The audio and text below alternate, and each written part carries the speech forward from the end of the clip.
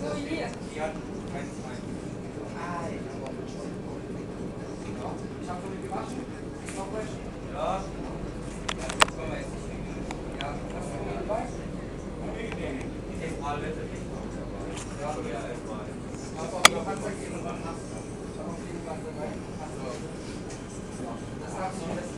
Jetzt mal erst die Bosch weg und dann habe ich die Auto, aber mein Bruder muss ran, der braucht die Hände putzen. Ja, hier hast du das. Der fährt nicht mit, der fährt sonst der Dreck mit. Boah, wer hat meine Dinge da reingesaut? Ja, da könnte ich kotzen. Das ist eine holländische Whirlpool. Ja. Weil das gibt es ja gar nicht in Deutschland. Die Expert 1000.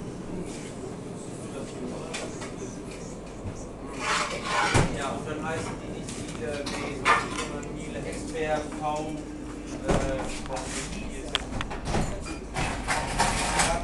Die hat kein Netzwerk, aber da ist wohl konkret nicht. Die hat einen sehr coolen Ablauf. Steuert nur einmal vor dem Beispiel und beim Endsteuern steuert sie auch, aber dann macht sie keinen Intervall.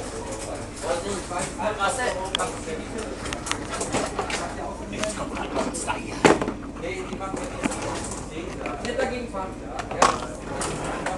Die legt einfach einmal an und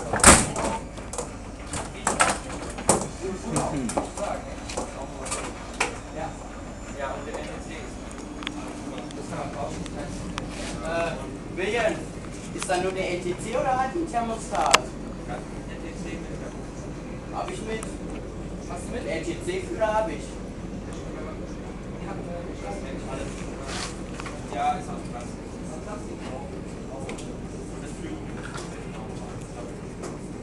Alles macht die kann bei mir laufen. Ja, und die läuft auch so, weil die hat kein Thermostat oder sowas. Die hat einfach ein paar Städte, wo es heißt, sondern die auf zwei sie halt Trockenheiße.